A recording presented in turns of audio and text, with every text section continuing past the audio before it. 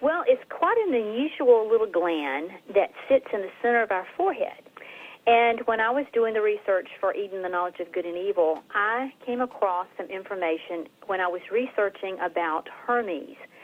And I found it very interesting because in looking at the anatomical placement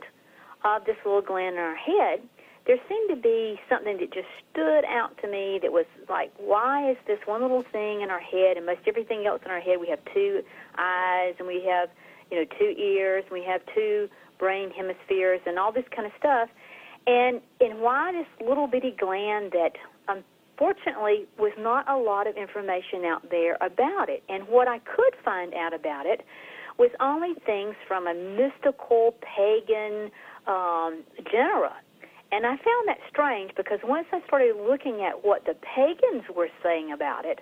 it made me stop and really want to know a little bit more about what is this little gland in our head really doing and what is it capable of. And so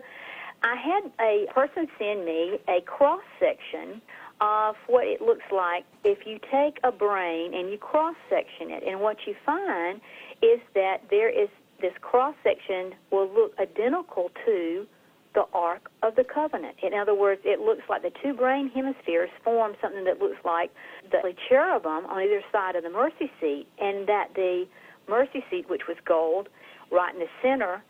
also looks like where the pineal gland fits inside of our brain. And according to a book that I was able to get my hands on that was written a long, long time ago, it's called the Book of Thoth, which was an Egyptian book. And it said, it kind of wanted to go into detail about the capability of the human brain. And we all know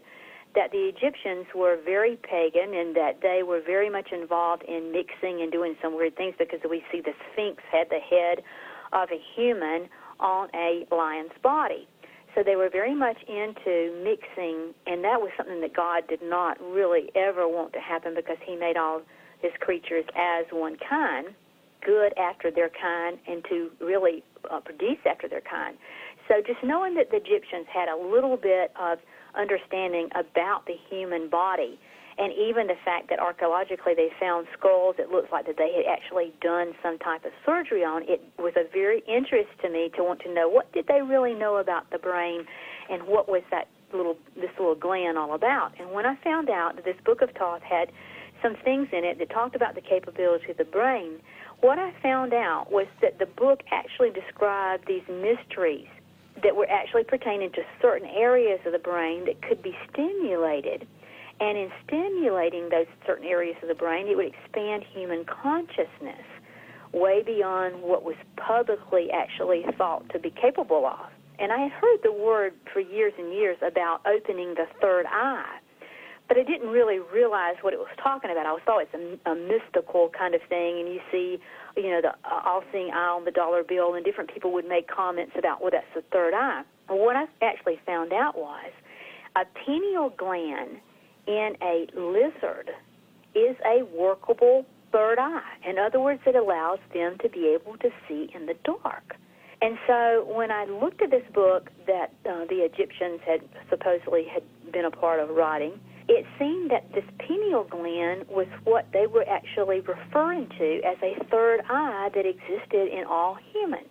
And so I went immediately into look at some research on the pineal gland as far as what does it really do, what function does it really have in the body. And the more that I would look at this and try to get my hands on information, it was almost like the medical establishment was not really giving a lot of indication as to what the pineal gland was actually able to do or what total function that it had. In some books, it would say, well, it's a hormone-producing gland, and it regulates this or that. And in other books, it would almost seem that they didn't even want to deal with it. In fact, in some of the biological and biology books that I was able to look through, it didn't even show the gland. It's almost like it was something that didn't matter, or either it was something that was being hidden. So I'm kind of smelling a cover-up on this. Well, that's kind of the way I took it, was because it seemed like all the pagans information was quite aware of what it was, the Eastern religions, but yet when you talked in the medical establishment, there was this like reservedness about even discussing it. And I think that really made me want to know more about it, because I'm one of those, I want to know the truth, and so what is the truth about this particular gland? And so what I found was these pineal hormones, according to the medical books, said that if you give that to a person, in other words, if we, for example, we can make estrogen and we can do like synthetic kinds of hormones. And what happened was when I guess they made these pineal gland hormones in a pill form, and if they gave them to people, it tended to make them have these vivid dreams,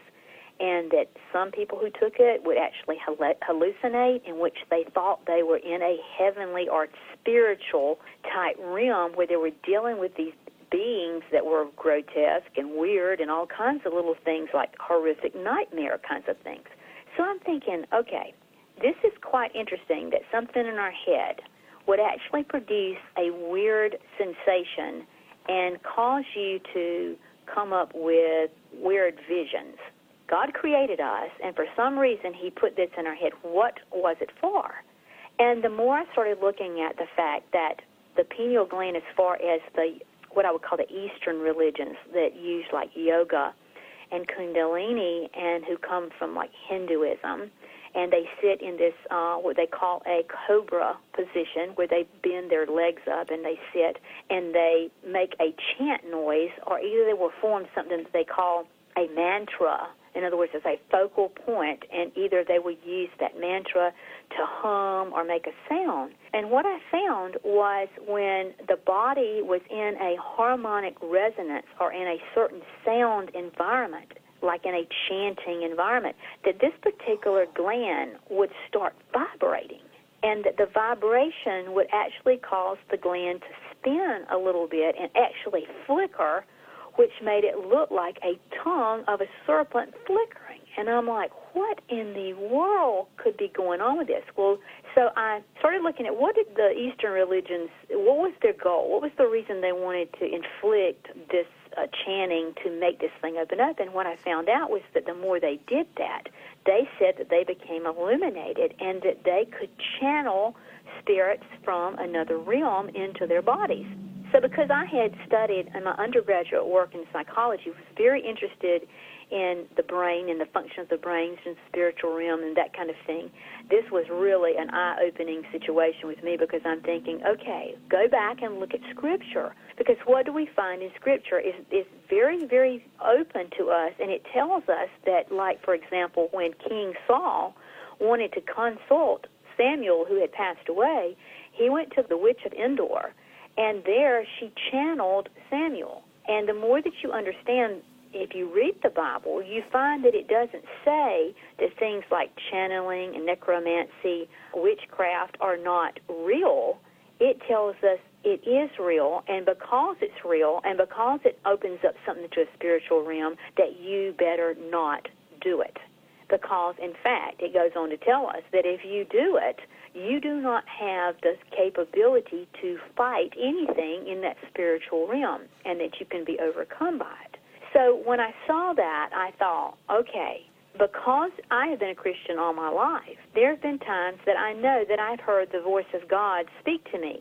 in a very audible voice, in which I heard and knew, and I was in the home alone, and I knew at that moment when the words came, I could hear them just like you and I would be talking and hear someone. But it was very straight to the point and very clear and very much as to what he wanted me to do with my life, and I began to do exactly what he said, and I knew that it was just not something that I had thought up, because I would have never thought what I was told. And so I thought, well, you know, in all the work that I have done with schizophrenics, and when they would say to me, I hear these voices in my head, and in a schizophrenic situation, instead of them thinking they hear good things from a God that would maybe direct their paths and send them in the right direction, the voices they hear in their head are telling them very evil things. And to do these things that they do, it's going to cause them to be locked up or kill themselves or kill someone else.